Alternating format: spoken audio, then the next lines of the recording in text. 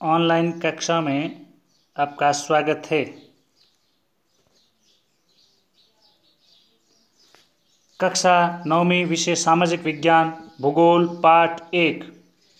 सबसे पहले आता है भारत, आकार और स्थिति। विश्व की प्राचीन संस्कृतियों में से हमारा भारत देश एक प्रमुख है। पिछले कुछ दशकों से हमारे देश ने सामाजिक और आर्थिक क्षेत्र में बहुमुखी उन्नति की है। जिन क्षेत्रों में भारत ने प्रगति के झंडे गाड़े हैं उसमें कृषि क्षेत्र, उद्योग, तकनीकी और सर्वांगीण आर्थिक विकास है। विश्व इतिहास में भी हमारा महत्वपूर्ण स्थान है। यदि सबसे पहले हम इस देश की स्थिति के बारे में देखेंगे तो ये एक विशाल देश है जो कि ग्लोब में देखने पर ये विश्व को 2 गोलार्धों में बांटा गया। तो इसको हम देखते हैं 0 डिग्री भूमध्य रेखा के ये उत्तर में है, इसलिए ये उत्तरी गोलार्ध में स्थित आता है। इसका यदि हम मुख्य भूभाग में देखें अक्षांश और देशांतरों के विस्तार में तो ये 8 डिग्री 4 मिनट उत्तरी अक्षांश से लेकर के उत्तर में 37 डिग्री 6 मिनट उत्तरी अक्षांशों के मध्य स्थित है।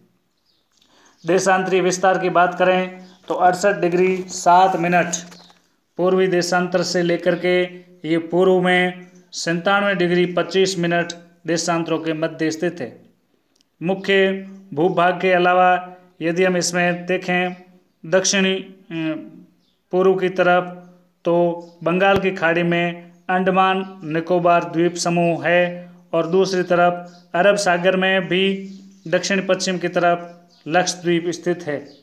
कर्क रेखा 23.5 डिग्री भारत के मध्य से 8 राज्यों से होकर के गुजरती है।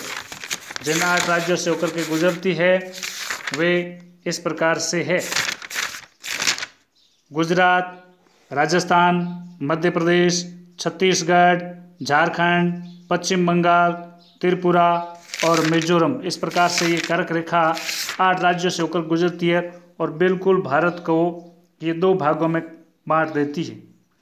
मुख्य भूभाग से तरफ से यदि हम देखें तो भारत का सबसे दक्षिणी बिंदु, दक्षिणी छोर जिसको इंदिरा बिंदु कहा जाता है, 2004 में आई सुनामी के कारण नष्ट हो गया था।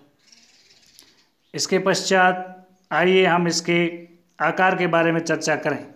तो आकार की तरफ यदि हम देखें तो भारत का जो क्षेत्रफल है 32,87,263 वर्ग किलोमीटर यानी 32.8 लाख वर्ग किलोमीटर है, जो कि विश्व के संपूर्ण क्षेत्रफल का 2.4% है। और इस प्रकार से विश्व मानचित्र पर देखने पर ये क्षेत्रफल की दृष्टि से 7वां बड़ा देश है।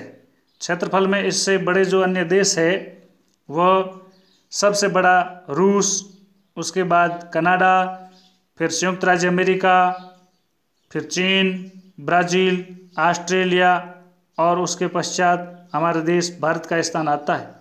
यदि हम हमारे देश की सीमाओं की तरफ देखें तो हमारे देश की स्थलीय जो सीमा है वो 15,200 किलोमीटर है। समुद्री तट रेखा जिसमें लक्षद्वीप और अंडमान निकोबार द्वीप समूह को साथ में मिला करके देखें तो 7,516.6 किलोमीटर है। देश का यदि हम उसके विस्तार की तरफ देखें तो इसका उत्तर से दक्षिण तक इसका जो विस्तार है वो अधिक है।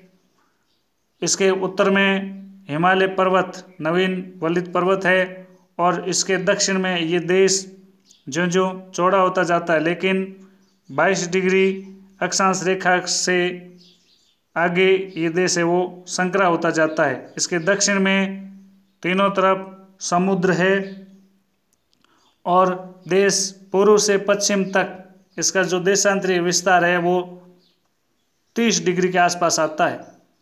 इसलिए गुजरात और अरुणाचल प्रदेश में यदि हम मानक समय में देखें तो आपस में 2 घंटे का अंतराल रह जाता है। इसलिए देश में प्रशासनिक रूप से कार्य करने में सुविधा बने रहे, इसलिए 82.5 डिग्री देशांतर रेखा को भारत का मानक समय निर्धारित किया गया है, जो उत्तर प्रदेश के मिर्ज़ापुर यानी इलाहाबाद के पास से होकर के गुजरती है।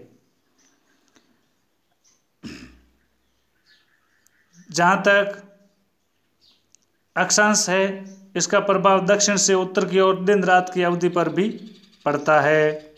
अब आज हमने भारत की स्थिति और आकार के बारे में चर्चा की। अब हम आते हैं इसके प्रश्नोत्तर की तरफ। तो सबसे पहला प्रश्न ये बनता है कि भारत किन अक्षांश और देशांतरों के मध्य स्थित है? कर्क रेखा।